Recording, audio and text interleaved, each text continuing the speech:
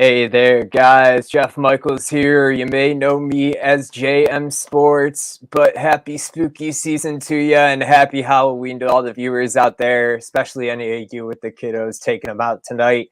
I know I will before that Monday night football action and some World Series to talk about.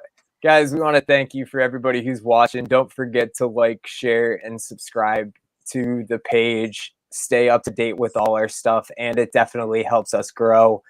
We definitely have some exciting stuff to talk about, guys, but first I want to welcome back some familiar faces. We took the sweep on the best bet segment on Friday, and we brought everybody back for you today for game 3. Welcome back to Dr. Chuck and the Iceman, Jesse Schule. As always, guys, pleasure to share a panel with the two of you. Dr. Chuck, how was your weekend? Not too bad. Yeah, I was able to kind of survive college football, and then I won a 10-unit play yesterday in tennis, so ran our tennis record on 10-unit to 6-0. But NFL was iffy. I survived with the Packers last night, but more because of the Bills' futility. But I'm looking forward to tonight because I have a big play, and of course, me and Jeff, maybe we can spar a little bit on whether or not the Browns keep up that streak against my Bengals, but. Yeah, it doesn't look like they've been played in a way that they're gonna. I'm gonna be one of those guys that's unfortunately, paying phone attention to the World Series, even though I love the World Series, but this is one spot where I would maybe miss a little bit of the game. So yeah, I understand that one. Jesse, how you doing this evening? How was your weekend? I'm doing great. I guess I'm ahead of you boys, so we've already done our Halloween trick-or-treating here in my household. My daughter's got a big bag full of candy. I can't say it was a great weekend for me, though. It's heading into week 10 of college football, and I was hitting 80% a week ago, and that percentage is down significantly after a 1-7 Saturday. But 10 weeks in or 9 weeks in, and you had one bad weekend, I'll take it. Yeah, absolutely. I saw your Wake Forest box score.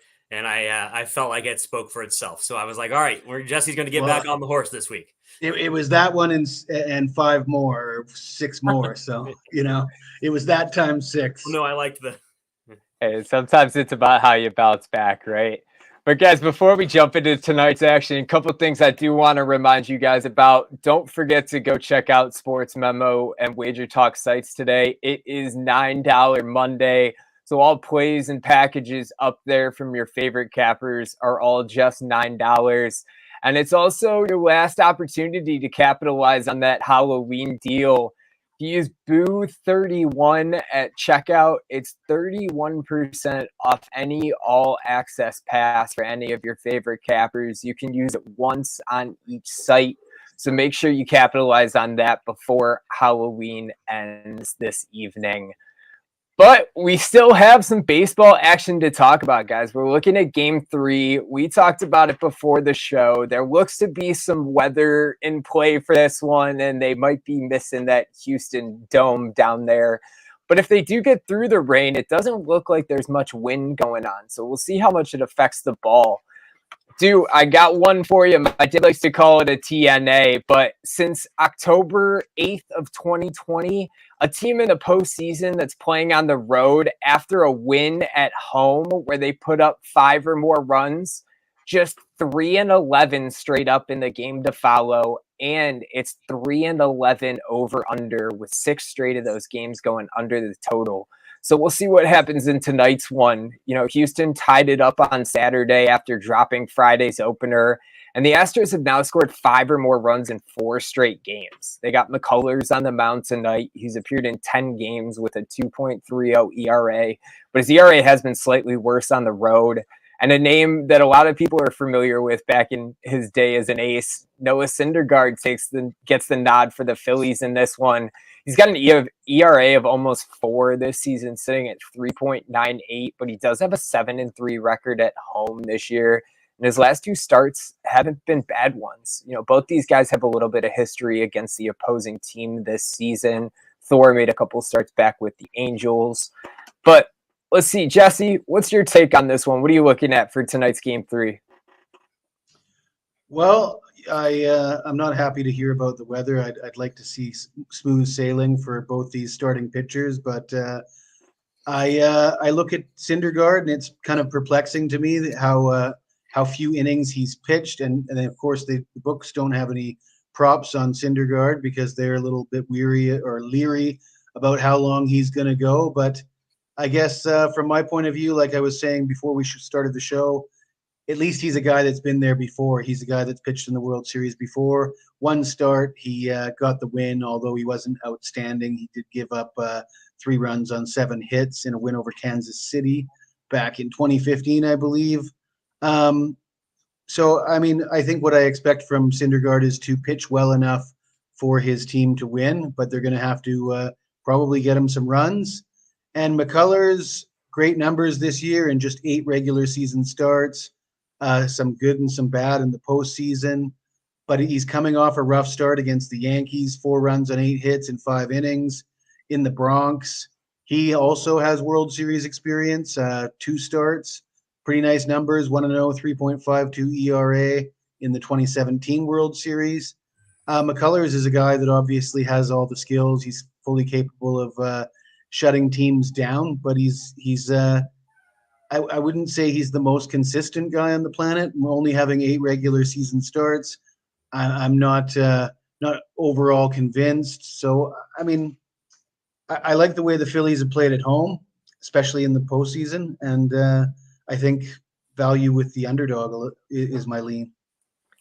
Yeah, after game 1 and after watching them show up to play, I think it changed the momentum of that series, and it changed how some people, even including myself, may have looked at the outcome of the entirety of the series after just 1 game. But Dr. Chuck, what are your thoughts on game 3 tonight, taking the first one back to Philly? Yeah, so similar to the 2 points you both made, I just wish that we had nothing but sun and or just overcast, no rainy skies. We knew that this was not going to be a rain inhibited issue. For those that follow my plays, I'm really big into starting pitching, and that's a lot of what I play about. But delays not only limit the ability for the starting pitcher to probably come back out there if the game is started, I also think the longer a delay is, the worse it is for each lineup. And so Jeff brought up some of the TNA angles on an under here. Personally, the main thing I want to talk about here is there's a few changes, obviously, with this Astros team, but for the most part, we're just getting a 3rd World Series in the last 4 years with an Astros team playing an NL East team. And what is similar to last year and this year is so far everything. And as I'm not saying, I brought up Dusty Baker last week, and I spent a lot of time following the Reds, and I don't miss the Reds games, and I'm still baseball obsessed. And I know I don't say I'm a Dusty Baker expert, but Dusty Baker is definitely, one of his flaws is that if people who repeat history or people, he's doomed to repeat history. This is what happened last season. So they hosted the first game and they lost. They knew they had to beat the Braves in game 2 in Houston before they went to Atlanta, or they weren't coming back home.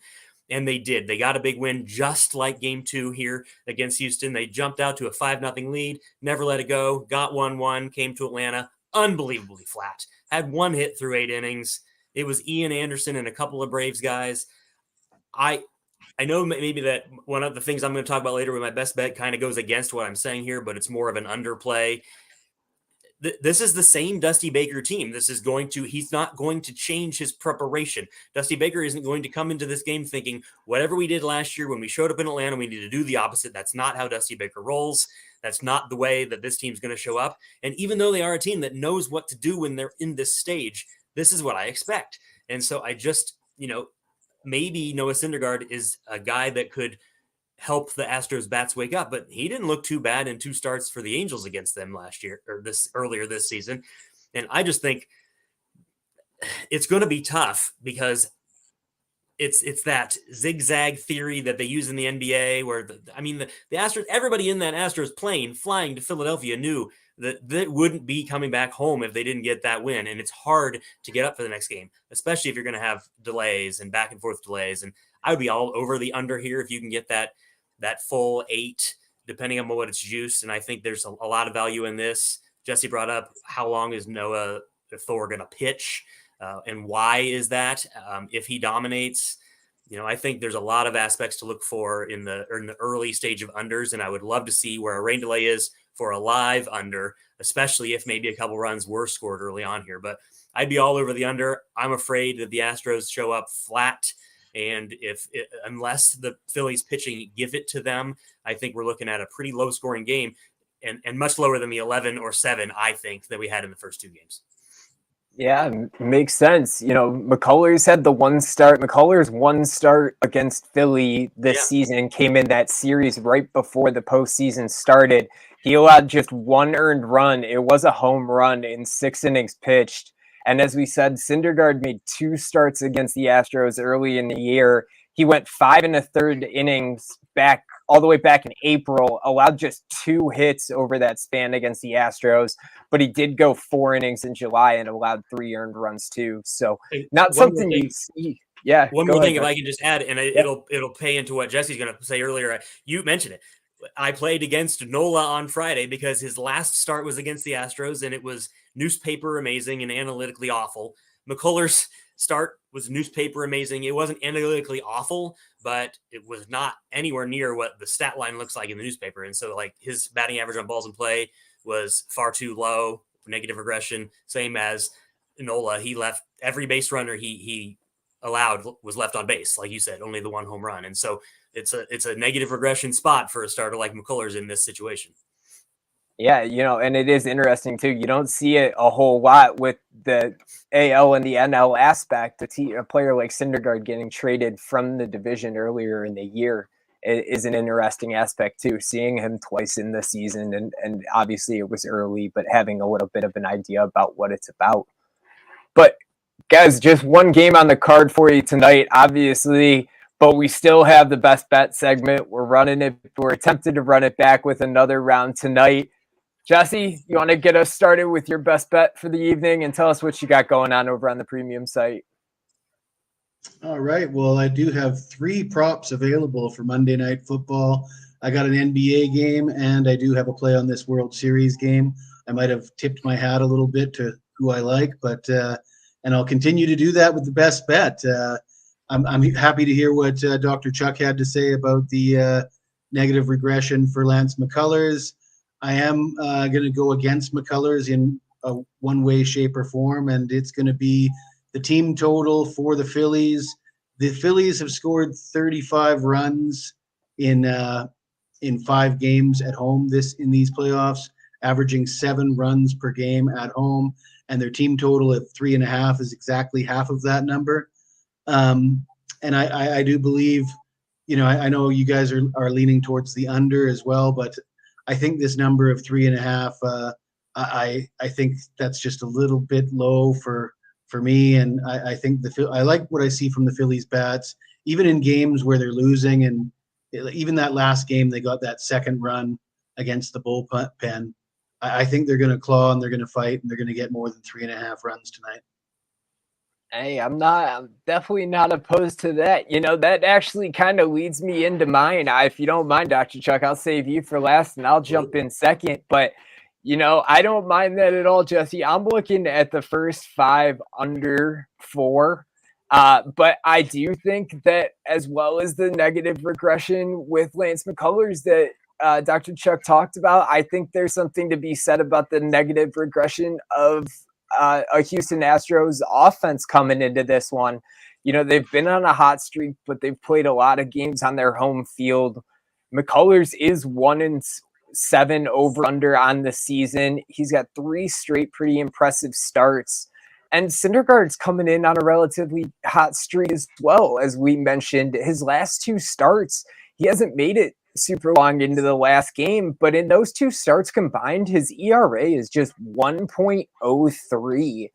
I don't really want to go into the Phillies bullpen aspect, hence the first 5, but the rain does throw it off a little bit looking at that. But I think any of the runs that we see early are going to come out of Philly, and I think that Jesse has a very valid look on it. But I do think that McCullers has a halfway decent start, and I do think this Houston offense backs up a little bit in their first game in Philly in this environment, especially with the weather and being outside. So I like this Houston-Philly first 5 under the 4 at -105. And Dr. Chuck, we're leaving one more for you. You're going to take us home and hopefully have that last leg on this 3-team sweep again. So, Dr. Chuck, what are you looking at tonight for your best bet? I suppose if we really were going to do this the right way, we probably should have come together and figured out a way to make sure we sweep again. Last week, we put all our plays in there, and we all kind of rejoiced at how similar they were in the right way to go towards a sweep. And we have not done that this time, unfortunately. Mm-hmm.